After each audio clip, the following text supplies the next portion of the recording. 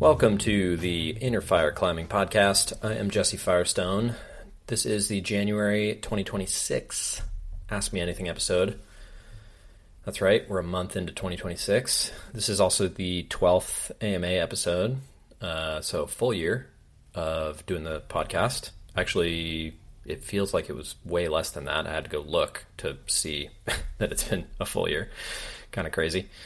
And wow, things are really full on out there in the world right now, and here at home, if I'm being honest. I have a 3-month-old baby here, so pulling the extremely professional podcasting move of doing a podcast with a baby monitor in front of me. So we'll see how this goes. It's not turned all the way up, but there may be the occasional baby cry or fart. Sometimes you can hear those through the monitor, so that's fun. Anyways, let's get into it. I don't speak German, so I'm sorry. The name is Freiherr. I'm so sorry for the R's there. What are your thoughts on RPE and its anchoring to specific feelings? Will we get a nice RPE table like Mike Tuxerer's, I don't know that name either, sorry, for powerlifting? Should we go with how do you feel during effort, like in endurance RPE, or how much more could you have done afterwards, like in lifting? I started to rate my climbs on rate of perceived complexity alongside effort because it feels so different. Unlike the gym, you are supposed to fail quite often, but it's not actually a 10 effort each time. Context, I've been powerlifting 10 plus years using RTS methods, and I feel there is much to refine in climbing RPE. Yeah, I mean, my general thoughts on RPE is it's great for the weight room, and it has some specific applications to climbing that make good sense, but I don't love it for thinking about climbing effort, kind of for the reasons that you described. There's just a lot more going on in climbing than just effort. Like you pointed out, this question asker pointed out, that complexity is kind of a feeling that you can have while you're climbing. You can have, feelings of grace and feelings of flow, puzzlement. You can pause. You can be very conscious and think about what's going on. You can be very in your body and not thinking about what's going on. And it's just really hard to summarize all of those things with perceived effort. Yeah, I just don't think hard climbing is consistently effortful, so I don't think it makes sense to assume that it's happening on a normal scale like that. Like one way to think about this, an easier way would just be think about the physical effort of climbing a roof that's around your working grade, whatever that is, and then think about the physical effort of climbing your average slab that's around your working grade. They're not even the same sport. It's actually crazy that we just lump all of that stuff under climbing. Like roof climbing and slab climbing are way more different than like tennis and ping pong or something, right? And those are both paddle sports and have a lot of similarities. But we lump it all into the same thing because we're climbing and we're trying to get to the top of stuff. So yeah, the one piece of it that does make sense is the relative piece, because everything that you climb is going to have some relative difficulty to each climber. But the perceived exertion part doesn't really gel for me. It just doesn't really work. On my FAQ for people who have done training plans with me, I do have like a little list on there of like, this is roughly what RPE might feel like while you're climbing. But I think it makes the most sense for sport climbing, where the difficulty is kind of spread across a higher number of moves, and the endurance effort is much more similar to kind of that. It builds in a way that becomes much more similar to the feeling of like a long set when you're powerlifting. I still don't think like reps in reserve makes sense, because if you think about endurance climbing and sport climbing, like with reps in reserve, you could take a guess. So, let's say I do my deadlift set and I'm like, oh, that was like 3 reps in reserve. But then I can test it. I can get back on the horse and do another set and just go until I fail. And I'll know exactly how many reps I could have done. But in climbing, especially sport climbing, like you kind of are always going to failure. And then you get back up there and you prove that you could have gone another move, and you could have gone another move, and you could have gone another move. So like moves in reserve is definitely not a thing. And one of my favorite little anecdotes is this thing Dave McLeod says in his 9 out of 10 climbers book, which is sometimes the difference between doing the route and not is not doing 20 more moves to get to the anchor. Sometimes the difference is you just do one more move, and then the next move is a little bit easier, and then the next move is a little bit easier, and then a little easier, and then you get to a rest, and then you can kind of get something back.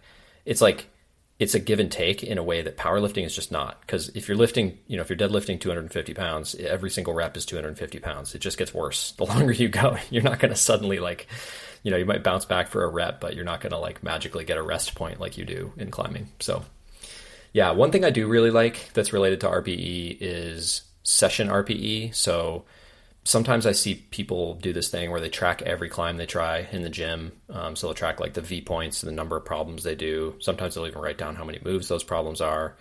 Or like you had an attempt and you made it 5 moves out of 15 on this thing. And to me, that just devolves very quickly into like trying to quantify something that is just immensely complicated to quantify. And I think in the end, it's kind of like a whoop strap. And a whoop strap is actually much more tightly tied to something real and something physiological than like this type of climbing tracking would be. But in the end, it's just a tool you can use to prime your intuition. Like when I've used things like a whoop strap before, I often will wake up and it'll be like, you are recovered like shit. You feel awful today. And I'll be like, well, too bad. I'm going climbing, whoop strap. So thanks a lot for helping me out there. Or vice versa, it'll tell me that I feel great that day and I'll go climbing and I'll feel awful. Which is why I don't actively wear one, It was helpful for kind of like seeing where my intuition was compared to what the data told me. But in the end, I thrive a lot better on the intuition itself. So session RPE is probably a better option if you're into doing that kind of thing. Session RPE is you just look at your session, you say that session was a 7 out of 10 for me, relatively speaking. And if it's a 3-hour session, so in ACWR, which is like a rehab and volume management system, a 7 out of 10 session for 3 hours would be like 21 points, basically. And sometimes they even do it by minutes, and you just multiply the session RPE by the number of minutes that you were exercising. And that's it. So if you have, 4 climbing sessions a week, you can just track the length of the session and the average RPE, and you kind of have this number value that you can track week to week to see like how hard your sessions are. It's very relative. It's very general. It's very imperfect, but at least it's not leading you down this path of thinking you can make sense out of something that you kind of can't. Sorry if that's a pessimistic answer. All right, Jantina asks, I see quite a few elite and recreational climbers post videos of themselves campusing on boards or gym boulders. When is campusing a useful addition to training, or is it just a gym bro party trick that looks cool with minimal value for overall climbing progression? It's a good question. When is it a useful addition to training? So my personal philosophy for climbing progression is you need to be able to tolerate a good amount of volume, and you need to be having good high quality practice before you can add any of the fancy stuff. If you don't have good baseline capacity and you add something like campusing and you just do it a little bit wrong, I think it becomes risky very fast. So it can still be useful, and some recreational climbers may get a lot of value out of it from like a strength point of view. The tricky thing is like a lot of the risk in climbing comes from catching holds really fast and having a rapid eccentric on them, and then like you're swinging around underneath it and you maybe don't have the hold quite right. And then, you're maybe going to do that 1 or 2 times per climb at worst with like average gym boulders. On the board, you're going to be doing that even more often. With campusing, you might kind of be doing that over and over and over. So if you're strong and you can own the holds that you're campusing on, and you can slow some of the moves down and you're very precise, it can be really effective and really helpful for training. It's a super good way to develop power.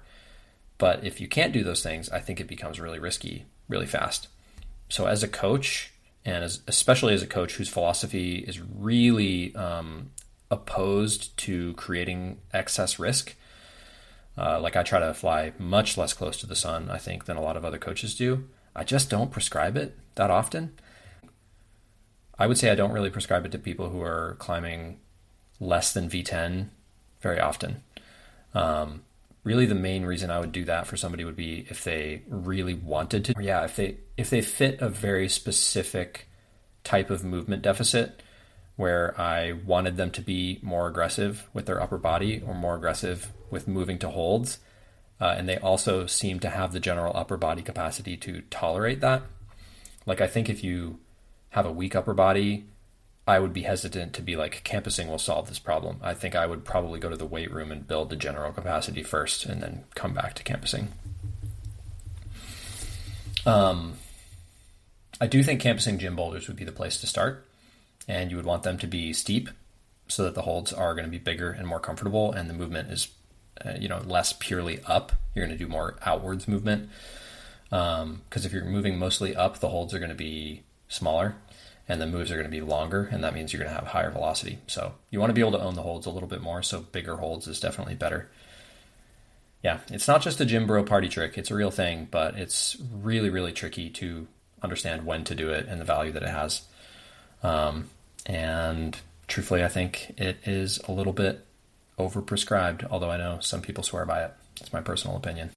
Okay, this question comes from Cian. I primarily climb indoors and have more goals for myself in the climbing gym than I do outside. Have you any suggestions for how to stay process-oriented and do training when the problems I hope to send are right there? This is something I've been wondering for a while, but I feel like you sort of touched on it when saying you were trying to balance wanting to send Hagakure with trusting the process. First off, I think trust the process is an aphorism, and it's a little bit different from trying to stay process oriented, if that makes sense. I think trust the process is more of like a long-term thing. Like if you aren't sure if your training is working, telling yourself to trust the process means you keep doing the training for the 8 or 12 weeks or whatever that you've kind of allotted to that plan, right? So trust the process is more about not worrying too much about whether things are working too early on, if that makes sense. Staying process oriented, I think, is a different thing. Hopefully, don't hate me for picking nits here. I think staying process oriented is about dedicating your attention to the things that are likely to bring you success instead of dedicating your attention to the success itself, if that makes sense. So with climbing in the gym, that's probably going to mean having clear intentions for your session and having clear intentions for each try. And I think it's okay if those intentions are to try to send the thing. If you want to work on execution, for instance, you might want to limit the number of attempts that you get. You might want to limit the amount of time that you get to work on the moves, things like that, that will constrain your session so that you are sort of forced to contend with the fact that it's like a limited opportunity, basically. If you want to work on your visualization, you may want to place constraints around what to do if you deviate from your sequence when you start climbing. If you want to work on a technical aspect of your climbing, you place constraints around the grade of climbs or how you climb them. I'm just giving you examples because I think these sort of session designs, they help you come into the session with a plan of what you're going to try to do that isn't just getting to the top of things. It's actually driving your attention to some specific part of your climbing. And that doesn't make the outcomes go away. It's kind of the opposite. The outcomes are still there in the background because we want to climb these things. That really is a huge part of what we're doing when we go climbing, right? But it's maintaining, attention, maintaining focus on the process is really exactly what it sounds like. It's just about what you're focusing your attention on. So yeah, it is a difficult balance and one that I think I struggled with a little bit on Haga, but also in the session where I did it, I think I found the right balance where I stayed I stayed focused on the process until I felt like I was ready to kind of flip the switch and try to do it. It's not about wanting it. It's about whether giving your attention over to wanting it will actually move you any closer to doing it.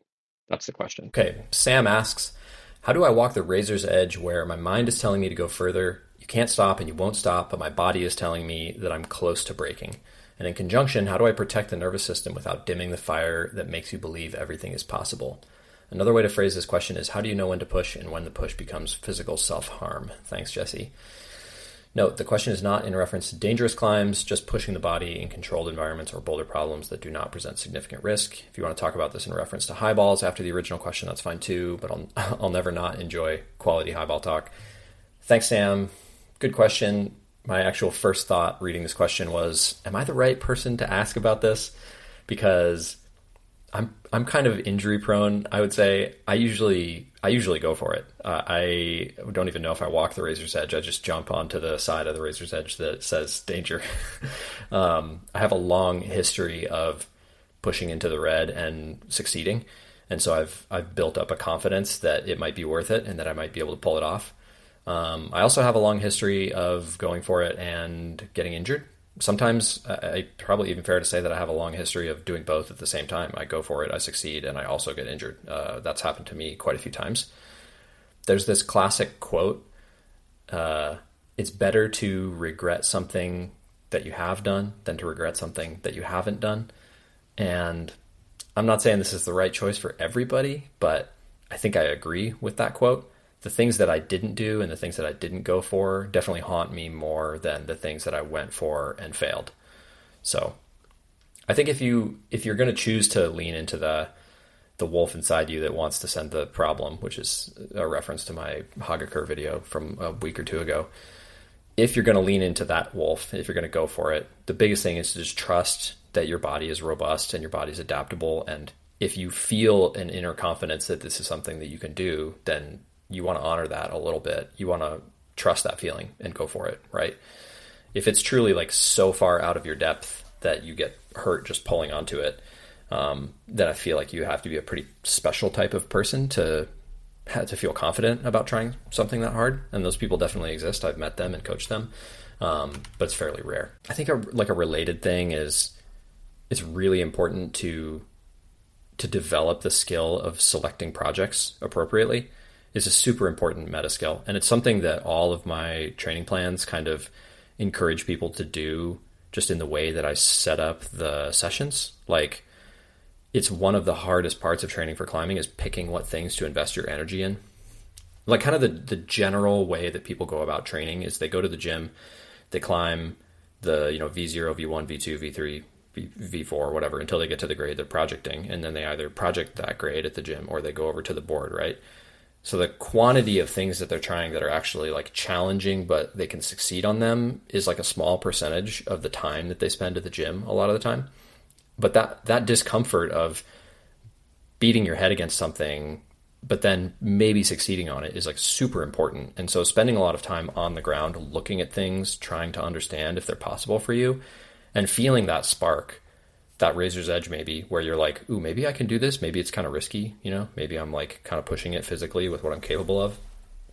I think it's a very important psychological like intuition to develop. Is just that feeling of like, can I do this or not? I think highballing is actually an interesting analogy because the risk with highballing is often really obvious. It's like you would fall and hurt your ankle or whatever, right? But as I've gotten older and climbed harder things and tried harder and harder projects, I've kind of realized like all super hard climbing is injurious. Like I hear, pro climbers talk about like what V13 is like ergonomic or not. But as somebody who mostly climbs like V10 and V11, like every V13 I've ever tried puts so much stress on some specific part of my body. Often the fingers, but other things too. And it just seems to me that like when you're at your absolute limit, it's really never ergonomic. If you're pushing close to your genetic potential, it's just not going to be comfortable. And if you feel like you don't have any risk of getting injured, I just don't think you're that close to your potential personally. Maybe if I lived in somebody else's body, I would feel differently about that and I would answer the question differently. But that's how I see it. I feel like it's a risk you have to take if you want to really get to the limit. And that might not be the right choice for everybody. Practical takeaway, do the work of getting stronger in the ways that count, and that will help you trust your body when the chips are down. All right, next question. This one is extremely geeky and specific to Washington, to Leavenworth, where I live, so feel free to skip it if you live in Europe or something. Joe asks, what does a person need mentally, technically, and physically to send Angelina Jolie? I live in another part of the country, so investing many, many sessions isn't feasible. So for anybody who doesn't know, Angelina Jolie is a V10 at my home crag, Leavenworth, Washington. It's very, very technical. It was like, I forget exactly what the grade did. Maybe some old schooler with the lore can tell me what happened, but it's been variously called like V10 or V12 at different times. Generally considered V10 these days. I think if you get it on a good day and you really know what you're doing or you're really confident with that style of climbing, certainly can be V10. For me, I think it took more sessions than every V12 I've done except for one. So definitely in terms of number of sessions, it's up there for the most of anything in like my modern climbing for sure.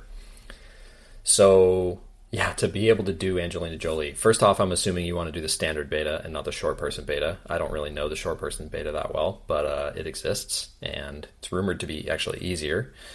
I have no idea personally. I tried the short person beta once, it seemed impossible. So standard beta, you definitely need to be familiar with granite slopers and all the ways that you hold holds that is not like a direct down pulling hold. Like you need to be able to create force with opposition and like pushing into the holds and squeezing the holds. You need to be really good with very small feet, smaller and worse than you can find in most gyms, on a very low angle overhang. Angelina's like maybe 5 degrees overhanging at the bottom, and then right where the sloper rail is, it evens out to like 5 or 10 degrees slab. So it's got a slight like hourglass shape to it, or inverted hourglass shape. And the feet under the overhang are very bad, and your body is moving around that angle change. So it's even harder to get pressure on the feet. You also need to create a lot of pressure onto a very high left foot that's facing you. So you're just driving into that foot. You're not pushing down on it at all. And that foothold's also quite poor and getting worse every year, frankly. So you need to be super confident with very small feet and creating a lot of pressure into them. It's just not a problem that you can overpower. And I think because the feet are so important, your shoes are super important. Like you need to have a pair of shoes that you feel really good in, on like small, like minimal edges, but also not with a lot of bite. Like they're kind of smeary. They're not very in-cut. Smedges, I guess. And I think having new shoes was really important for me. Like I made better progress on the climb when my shoes were newer. And if I could go back in time, I probably wouldn't have ever tried it in anything except for a new pair of shoes. Just there are certain problems that you need shoes that you're comfortable and confident in, but also you need the shoes to be like very crisp and fresh. And if they're not, it's just not the same. You know, hear pros talk about that. It took me a really long time to understand what they were talking about. As far as strength, I think that very high left foot, you're going to want to be good with like a super high abducted hip position. So pancake or like wide stance RDL, things where your foot is off to the side, but your hip is still facing forward. So not rotating the hip, but just pure abduction. I think that would be super valuable. You also need super strong shoulders and wrists. Like the problem starts with an undercling. Some people kind of jumpstart it. I don't know how I feel about that, to each their own. But I did pull on the right hand undercling, and then it's like a series of slopers and kind of Gastons. And that initial position, you're just going to need to do it quite a few times. And it's really, really pays to be strong in the shoulders to be able to like press yourself into the wall between the two slopers, kind of pulling the two slopers apart so that you can move your feet. What else for the strength training? Oh, hands, wrists and hands. Like the sloper rail involves a lot of squeezing like through the palm and through the hand. And like I needed to learn how to hold each of those holds in kind of a particular way. Like you don't really pull down on maybe the first sloper, but after that you don't really pull down on like anything on Angelina Jolie. Everything's very tricky. And my hand strength felt pretty important. You will definitely need to snag good conditions if you want to do it fast. Like if you did it in anything but winter or like late fall, early spring, I would be very impressed. It's definitely been done. Notoriously flashed by Jimmy Webb, which of all the Jimmy Webb flashes, maybe one of the most impressive to me. The margin for error, I mean, V10 or otherwise, the margin for error is just so small. It's crazy impressive. So good luck, Joe. Definitely let me know how it goes. I want to hear what happens when you try it. And if you introduce any of these tips and tricks, I'd love to know what helps you. All right. Fu asks, what are your thoughts or experiences with system board training like Huber Brothers, specifically protocols like Eric Hurst's HIT, or training that involves repeating movements rather than climbing full boulder problems? Do these methods still have a place in modern training now that standardized boards are widely available? In what situations would you prescribe this type of training, and for whom? I mean, I think a lot of it is just anachronistic at this point. Like you nailed it. Like we have these other boards now that are much more like normal climbing. So, you know, why do a half measure of doing something that's kind of like climbing when you can just do climbing? And that's from a physical standpoint, but from like a psychological standpoint, like what's more fun, you know, climbing on crimps that are perfectly symmetrical, like the exact same hold all the way up the wall, like a ladder, or the whole gamified moon board, tension board, etc. thing. I mean, that's just objectively more fun. You know, it has its downsides, which maybe we'll talk about later. But it's definitely more fun. I do think like the wall crawls or low gear style climbing probably count as kind of like a system training style, but yeah, they're still more similar to normal climbing in the sense that they're not like, it's not pre-programmed, it's not, you know, symmetrical. The holds are not in a perfect line. Each hold is slightly different. And maybe like mirror boards like the TB2, they hit some of the same notes that the system board thing does, but in a much more advanced way. Like the climbing movement is much more complicated, and I actually think personally that the biggest advantage of the mirror boards don't really have anything to do with movement symmetry. I think maybe the tide is turning and people are realizing that the movement symmetry thing or trying to be symmetrical is actually nonsense. It doesn't make any sense. Like, I don't know about you guys, but my spine curves one way, my arms are different lengths, my pinky's different on each side. Like, I have different strengths and weaknesses on each side.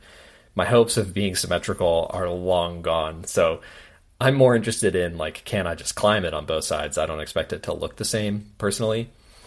But one really cool thing about the mirror boards is that they basically double the amount of game that you can play if you're into the game piece. So that's kind of cool. Would I prescribe it for people? Yeah, I prescribe like low gear climbing or wall crawls to pretty much anybody with a board. I think they're great. The old school methods, maybe not so much. You know, one other thing is like, I do a lot of climbing on my board that's like replicas or mimics, where I make up a sequence that I'm going to climb, but I don't try to make it make sense. I'm just trying to duplicate the moves that I do outside. Sometimes I even post these climbs like on my Instagram, and people will send me messages like, you know, why don't you like match this hold? Or like, yeah. It's like, well, I'm just trying to do the moves that I do outside. I'm not trying to like make it make sense. You know, nobody else is climbing on my board really, or it's rare. So I don't really need to worry about it being like forced, which is kind of a benefit when you think about it. Some problem solving is definitely really fun for board climbing, but it's kind of cool to take the problem solving element out and just try to get yourself to do the thing that you feel like you need to be better at. So if that's what we're talking about, I think that's very valuable. All right, next question. Bob Haney asks, what are your thoughts on training in a home gym while sick, i.e. fever or flu? My macho background in training says yes. A lot of folks around me push for no excuses, but like even the king of suffering, Andy Kirkpatrick, says don't in his book. I'm not a doctor, so don't come to me for medical advice. If it was me, fever or flu, I would say no. And I'm like kind of I'm a dumbass tough guy of the kind where I'm not actually that tough, but like psychologically I'm tough. So I get myself in a lot of trouble with that. But as far as I know, like macho-ness is not an adaptive trait. Like the whole point of training is that you stimulate, you recover, and you adapt. So if your body is busy doing other things, you know, fighting other things off, protecting yourself from some other intruder, then it can't do the two important things, which are to recover and adapt. Like macho-ness really only gets you through the stimulating part. You can't like be really macho with the way that you adapt. You know what I mean? So best case, you pass the time. It's less boring than sitting on the couch, but you probably add very little value other than the time that you spend climbing. And worst case, you drag out the illness and you push that next quality training session, you know, another day or 2 days down the road, which I think is actually like value lost, really. So if you're a person who trains hard, I think it makes more sense to just take the free rest period and pass the time some other way. Read a book, maybe watch Lord of the Rings. I watched Lord of the Rings Two Towers Extended Edition today, and that was my whole damn day. So it's an easy way to get through a day. And then maybe the next day your fever's gone and you can go climb in the home gym. So, yeah. Okay, Joe Feldman asks, this is a long one. In your Hagakure video, you talked about the duality of performance climbing. Best results come from commitment to the process, but at the same time, you need to have the burning desire to do the boulder. This is what the best climbers do. They can flip that switch and tap into optimal performance mode, sending as a skill. I've been injured and unable to climb for a couple months now and have had ample time to think about climbing performance tactics and optimizing my mental game. I've also been watching a lot of college basketball. The new coach for my team is very process-oriented, but he also displays the same burning desire to win/do the boulder. During interviews, he typically talks about winning plays when discussing winning versus losing. His process is focused on instilling the habit of making the small winning plays that add up to win a game. These plays typically revolve around an extra level of try-hard and/or focus. What are some winning plays in climbing performance? For your Hagakure send, your winning play was to enter the session with the mindset of optimizing that one specific move. What are other general winning plays in session or from session to session that lead to the best outcomes? Okay, I think this is a super good question. This is actually the kind of question that I hoped I would get when I did an AMA. So thanks for the question, Joe. But you had to know there was a but coming. I actually disagree. I think I don't think that entering the session with the mindset of optimizing that move was a winning play. I think it was like mental judo. I think it was like mental gymnastics. I think I wanted to do the boulder so bad that I had to pull back from that, because the thing that was preventing me from doing the boulder was definitely that move, but trying to do the boulder was preventing me from learning that move. So it's almost like the opposite. I needed to come in not trying to win. In this case, it did actually cause me to win, but I think the comparison to the basketball coach, it doesn't work, because he's talking about plays that sound a little bit like you're pushing even harder to win. Whereas I had this, very brief time in my busy week to go out there and try this boulder I was really psyched on. And I was like, I'm willing to give up this session if it means that I learn this thing that I want to learn. And truthfully, I want to do the low start to Haga. I think I talked about that in the video. So I feel like the journey continues anyways. So I was like, I'm going to learn this move because I'm going to need to have that move really dialed if I'm going to do the low start anyway, right? So I was really not thinking about sending until I learned the move, and I was like, okay, I get the move. Like, I did it, and then I did it again, and I was like, okay, I get it. And then I tried it from the start, and I was like, okay, I have enough energy left to keep trying this and potentially do it today. And that was really when I flipped the switch, right? So I think the question is really good. In the specific case of me climbing on Haga, I don't really think that it was a winning play for me to come in process driven. That said, I kind of think being process driven is like almost always the right way to start a session. If it's really hard for you, I think when I'm in the car driving to the boulder, I'm very, very rarely being explicitly outcome driven. Like, I'm going to do it today. I do hear other people say things like that. If you hang around me when I'm climbing, I think you'll probably not hear me say things like, I'm going to do it now, or I'm going to do it today, or today I'm going to send the boulder or the route. I just don't really think like that or talk like that most of the time. When I'm gearing up for the attempt, I'm definitely going to give it my absolute best effort, but I'm not necessarily thinking about trying to send or trying to win. I'm trying to balance those two things out. I'm not trying to explicitly think about sending. Or rather, I'd say I'm explicitly trying not to think about sending. So I will say this, because you said, what are other general winning plays in the session or from session to session that lead to the best outcomes? So I will answer the question a different way, which is, what levers do I feel like I can pull if I feel like I'm close on a big project or a day that feels really precious, like I really want to make good conditions count? So here's some things that I would do that might fit that category. I would pay closer attention to my recovery. I would start trying to, not be at the computer late at night working, maybe dedicate a little bit of extra time to sleep, maybe take a nap during the day if I can make time for that. I'm going to pay slightly closer attention to my food intake and my water intake. Definitely not going to have alcohol. That's not something I really do very much anyways, but I definitely wouldn't do it if I was going to have a important session coming up. Those kind of things. Maybe reduce my training volume. That's something I did last spring when I realized that Kingslayer was attainable. I pretty much just stopped doing everything else. Maybe try to reduce my stress, so spend less time on my phone. Reduce my workload, maybe, if I can. More visualization reps, becoming more focused on the project. That tends to be a very powerful lever for me when I'm getting close to something.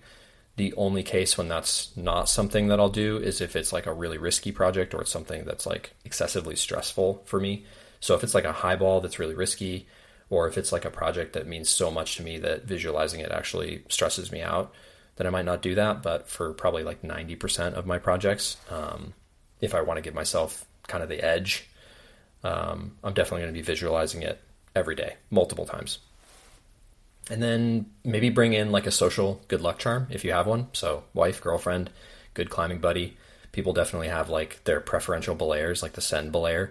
You work a route with like a good friend, and then that good friend like goes somewhere and you're like, oh, maybe this person's around, and that person just always shows up for you for the send. Like that's kind of nice to have, you know? One other lever that I will pull sometimes is activation sessions. I actually like getting in a rhythm with a project where I do an activation session the day before I go to the project, like every week or every couple weeks. And I'll have a YouTube video coming out about those sometime soon. I recorded all the stuff for it before I did Haga, and then the Haga video jumped it in the queue. So should be out in the next few weeks.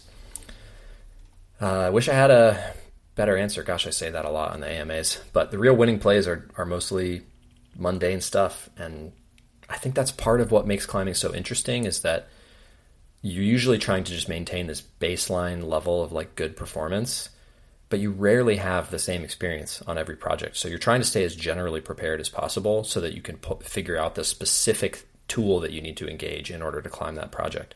Like even when I roll through multiple projects at the same crag, the process of each one is a little different. Like when I was climbing 513 at Smith, it was like every 513 I did was like a little different than the last one. It wasn't just like, this is part A of the process, this is part B of the process, this is part C of the process, and then I send, and then it's ABC, ABC, ABC. It's very rarely like that, in my opinion.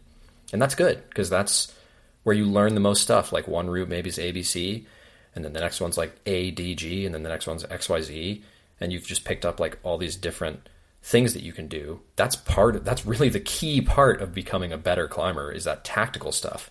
Because you're not going to make like crazy physical improvements over what you have once you're a few years into the sport. But you can still make crazy tactical improvements if you keep paying attention to this kind of stuff. If you could just turbo optimize the whole process front to back, and the same tactics worked on every project, projecting would be really boring. And I don't think we would like it as much as we do. Oh, that question got me fired up. Made me want to go project something. Okay, Anthony asks, what did you do before coaching? Before coaching, I was a web developer. I almost exclusively worked for companies that worked with nonprofits. So my last company I worked for, they like did CRM integration, like Salesforce integration for like 300 or 400 nonprofits. So, you know, a lot of duct taping, kind of janky stuff at scale, but also like meaningful work. I worked for a lot of organizations that I really respected and had like meaningful missions in, you know, education and advocacy and public health and stuff like that.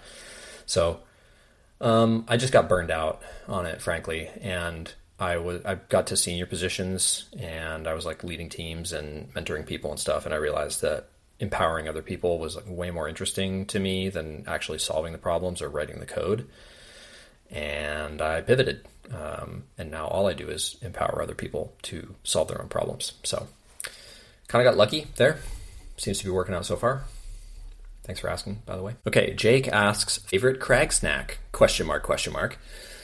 Good question.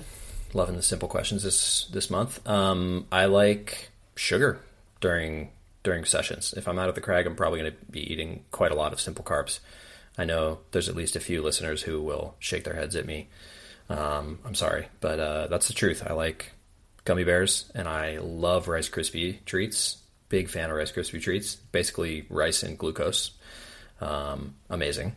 Like rocket fuel for me. If I'm at the crag for more than like 4 hours, I will almost definitely have a meal. And if I am well prepared, that meal is very likely to just be chicken and rice and vegetables. Pretty boring, pretty basic, but I feel really good eating chicken and rice. I don't need to slow down. I can like break that meal up over maybe 40 minutes or an hour, and I usually can just keep climbing. I don't have to stop climbing and like take a break. And I pretty much like everything from Trader Joe's, which we don't have one in Wenatchee. So if you are listening to this and you live in Seattle, throw some Trader Joe's stuff in your trunk and bring it to me next time you see me at the crag. Thank you. Appreciate you. During sessions, eating is probably more important than what you eat. Like the people who are really failing are the people who do not eat at all when they're out at the crag. And then they have like 1,400 calorie dinner when they get home and can't sleep because they're too full. Don't do that. Eat something at the crag.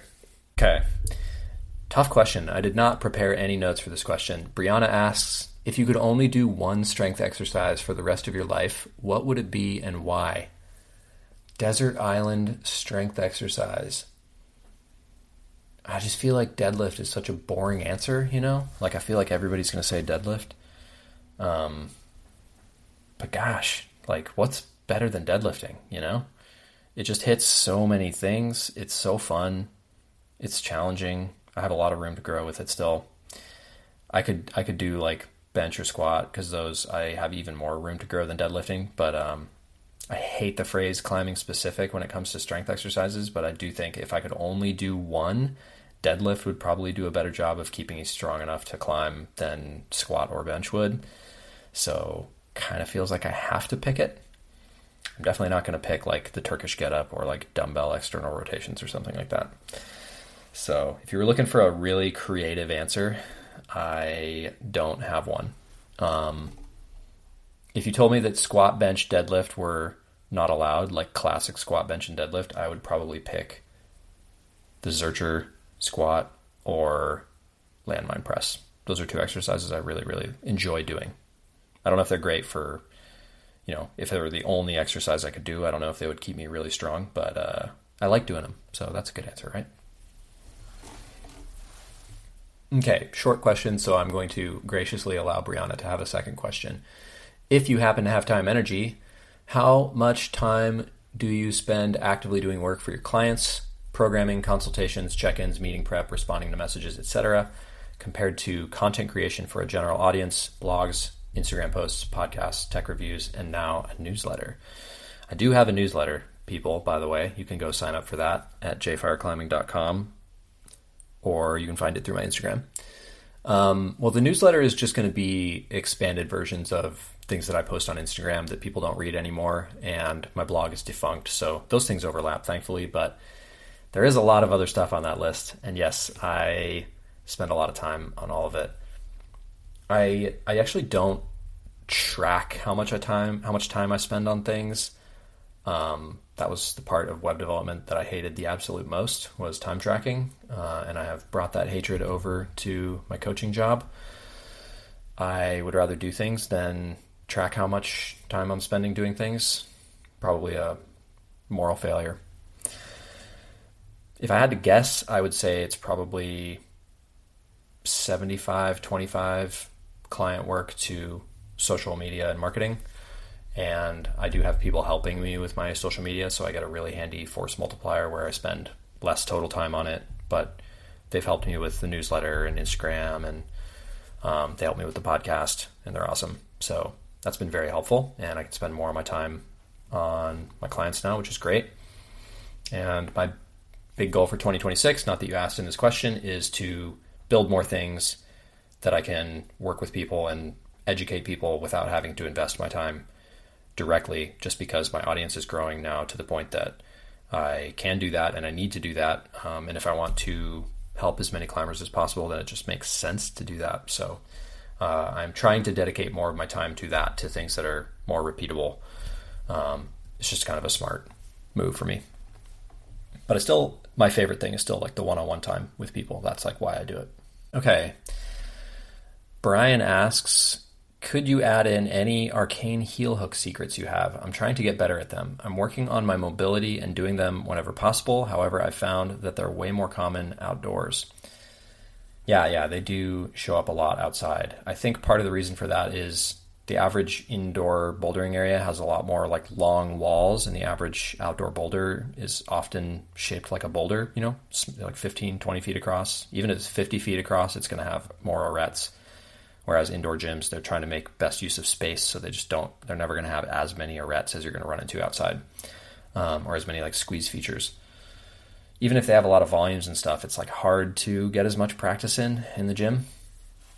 I think the sensation of a real heel hook, this is probably the most important thing to learn with heel hooks. The action, the actual mechanical action of a hard heel hook is very likely to be a hip extension and not a knee flexion. So if you watch beginners heel hook, what they're trying to do is they're trying to pull so hard with their heel that they bend their knee. But actually what you're trying to do is keep your knee strong and extend at the hip and pull your hip closer to the wall or closer to your foot. If you can figure out that part, your practice is going to be much higher quality. One exercise I think is very useful for figuring that out is doing a lying hip extension. So that's lying on your back, putting your heel up on a bench or a box, and extending your hips into the air and keeping your hips neutral and your torso strong. That is the feeling that you're looking for when you do a heel hook. So if you get into that position, do that a few times. Then take your knee and rotate it out. So externally rotate that hip. Not very much, just maybe like 5, 10, 15 degrees. And then feel the difference of doing it there with your hip open like that. You're going to feel like the outside of your glute do a lot more of the work. That is also a very important feeling. When we're climbing outside, we're going to do heel hooks that are much more extremely externally rotated than that. I don't necessarily recommend doing the lying hip extensions with your knee really externally rotated. That can create a lot of shear, and we want to be careful about how much of that we do. In fact, that's how people injure their knees, is they do a heel hook where they're really in a lot of external rotation of the hip, and it's a lot of shear force on the knee, and they just do it way too many times. That can definitely be risky. But that's the general feeling you want. As far as tips and tricks that might be useful at the crag, or while you're doing it, while you're practicing. So number one most important thing is to learn how to fold out your heel. And what that means is you're going to do that external rotation. You're going to point your toe away from the boulder, and you're going to point your toe away from yourself. So you will be in plantar flexion of the ankle. And that action of pointing your toe away from the boulder will externally rotate your hip. Pointing your toe away from yourself will make sure that you're engaged through the calf muscle and really pulling on the hold. If you can do those two things, then you'll probably feel a lot stronger. And other arcane tips and tricks. Oh, take your shoe off. Get up close and personal to the thing that you're heel hooking. Hold your shoe on the surface and just try to understand where the patch of rubber is that's going to be in contact with the hold and exactly what part of the hold it's in contact with. So really trying to understand when you do that fold out, like where is the piece of rubber that's going to be touching the hold, and how can you, as you move through the heel hook, how can you keep that piece of rubber in contact? Like what will your body need to do in order for that heel hook not to, change the surface area, the contact patch? Because that change in the contact patch is often when people slip out of a heel hook, if it's on like something marginal. I'm trying to think if I have any other arcane heel hook tips. I like the word arcane. I think that's probably pretty good for now. I have some other stuff in a session that I sometimes give people, but I think that's the main bits. Cruise around the gym, heel hook as much stuff as you can. General rule of thumb, which I'm sure I've said on the podcast before, if it's bigger than a potato, definitely try to heel hook it. And to be specific, a fingerling potato is the size of a potato. All right, this month's question from Instagram. I've been taking a question from Instagram every month, kind of at random, but also I sort of pick the question I like the most. We'll see what form this takes over time, but I think I'll keep doing this. It comes from Josh, Downtown Josh. Friend of the pod, or maybe I'm a friend of his pod. I'm not sure how it works. He asks, what's the best thing you've learned from a client? And I'm going to give two answers. The first answer is humility, because I just constantly coach people and learn from people. It's like with anything, the more you grow, the more you learn. You're just learning the shape of all the things that you don't know. It's like you're in a dark room and you're just feeling around, and like the longer you feel around, the more you kind of know where the walls are. You're kind of getting to understand like the general lay of the land, but yeah, knowledge is tricky. So every time I work with somebody, I kind of learn all these new things and about them and the way they work and the way they see the world and their history with training and the way they perceive their body. And it's just endlessly humbling, frankly, how many ways there are to think about all these things. And I would say that's the biggest thing probably that's changed over the last few years for me, is just going into the coaching relationships, ready to provide knowledge, but not trying to overtly guide the relationship in any way, and trying to like meet people on, this makes me sound like I was an asshole before, but trying much more to meet people where they're at and to meet them on even ground, I think, than I was trying to do 5 years ago, for sure. I'll tell a story related to that, and I won't say this person's name. Not that I think he would listen to this podcast, but I coached someone a few years ago who was primarily interested in board climbing and really into the gamified side of board climbing. Like, it had a hold on this guy. he really, really wanted to climb the hardest board grades that he could. And he wasn't having a ton of fun. And I did my best to help him on that journey of climbing harder board problems. We had, mild successes, some failures, ups and downs. Eventually he, he kind of went off the grid, stopped working with me. I didn't hear from him for a while. And then I got an email from him that he had stopped climbing and he had gotten really into bodybuilding. He had stopped trying to make his body do something that he felt like didn't suit it. But that he was way happier with what he was doing. And that was just such a useful reminder to me that no matter how hard I try or how much I put into the relationship, and even how much they put into the relationship, because this guy really was trying hard to train and following my advice and doing the sessions and everything, it's just not always going to work out. It's not always going to be successful. You really are looking for a match between the coach and the client, and it is a special thing when it works, but it does not work with everyone. And I'm not the right coach for everyone. And not everyone is even going to be into the same things in 5 years that they're into now. And that's okay. It's very, very humbling experience, coaching people. And I think that's probably the best thing that I learn over and over, really. I think the second answer, and this will be relevant because Josh has kids, is I got really lucky that I started coaching, 5 or 6 years before I had a kid, because I had so many role models for just how much trickier and more complicated life could be than it was for me at that time. 6 years ago, man, things were so easy back then. It was the glory days 6 years ago. The real glory days were 12 years ago, or maybe they were 15 years ago. Well, at any rate, the real glory days are now, I guess. That's the way to think about it.